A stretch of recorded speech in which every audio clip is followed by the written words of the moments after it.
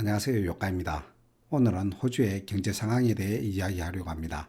최근 OECD의 보고서에 따르면 생활비 위기로 어려움을 겪고 있는 호주인들은 실제로 세계 대부분의 다른 노동자들보다 형편이 더 나쁘다는 사실이 밝혀졌습니다. 그 이유는 무엇일까요? 함께 살펴봅시다. 먼저 호주는 임금이 물가 상승률에 비해 3년 동안 뒤처져 생활비 상황이 특히 좋지 않습니다. 경제협력개발기구 OECD는 인플레이션을 고려한 호주의 실질임금이 2024년 3월 분기에 코로나19 팬데믹 직전인 2019년 말보다 4.8% 낮았다고 말합니다. 이는 OECD 국가 중 실질임금이 가장 큰 폭으로 하락한 곳 중 하나입니다. 2024년 실질임금이 거의 3년 만에 처음으로 올랐지만 가계는 여전히 생활비 위기에 시달리고 있습니다. 이로 인해 호주 노동자들은 실질적인 임금 수준도 하락해 스페인, 독일, 미국의 노동자들보다 훨씬 더 형편이 나빠졌습니다.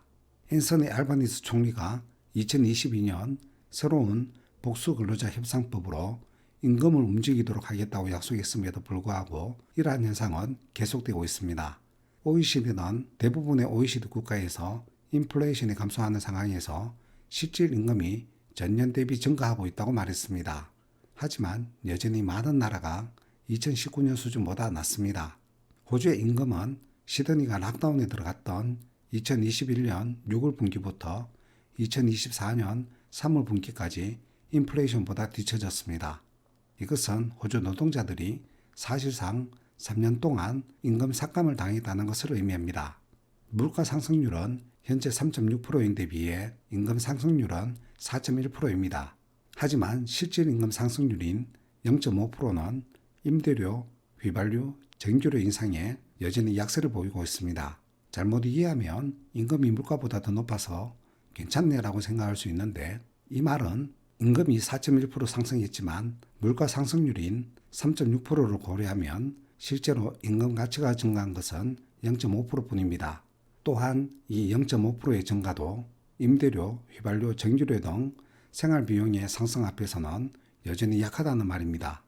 즉 임금이 오르긴 했지만 물가 상승으로 인해 실제로 사람들이 느끼는 생활의 질 향상은 그다지 크지 않다는 것을 의미합니다. 물가 상승률이 높을 때 임금을 인상하면 이는 물가 상승률을 더욱 높이는 결과를 초래할 수 있습니다. 이는 물가 상승률이 임금 인상률을 따라잡게 되어 임금이 인상되지 않은 것과 같은 효과를 가져옵니다. 이것을 Price Wage Spiral, 즉 가격 임금 소용돌이라고 합니다. 그러나 OECD는 그런 소용돌이가 일어날 가능성은 거의 없다고 말했습니다. 실질 임금이 손실된 기반의 일부를 회복함에 따라 이익이 임금비 증가의 일부를 완충하기 시작했습니다. 많은 나라에서 특히 가격과 임금 사이에 악순환의 징후가 없기 때문에 이익이 임금 인상을 더 흡수할 여지가 있습니다.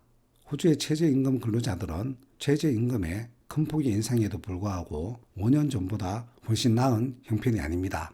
물가 상승률을 감안하면 실질 최저임금은 2019년보다 2.3%밖에 오르지 않아 OECD 전체의 중간 인상률인 8.3%를 크게 밑돌았습니다. 7월 1일 전국 최저임금이나 3.75%의 임금 인상을 받은 270만 명의 호주 근로자들은 물가 상승률인 3.6%를 약간 상회하는 수준에 불과했습니다. 이로 인해 정규직 최저임금은 47,627불로 여전히 호주의 평균 정규직 급여인 98,218불의 절반에 불과합니다. 실업률은 4%로 여전히 낮으며 OECD는 2025년 말에는 4.3%로 증가할 것이라고 예측했습니다.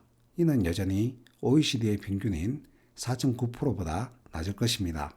OECD는 노동시장 긴축이 계속 완화되고 있지만 전반적으로 높은 수준을 유지하고 있다고 말했습니다. 이처럼 호주의 경제 상황은 여전히 어려운 상황입니다. 앞으로 어떤 변화가 있을지 지켜보는 것이 중요하겠습니다. 이번 영상이 도움이 되셨다면 좋아요와 구독 부탁드리겠습니다. 감사합니다.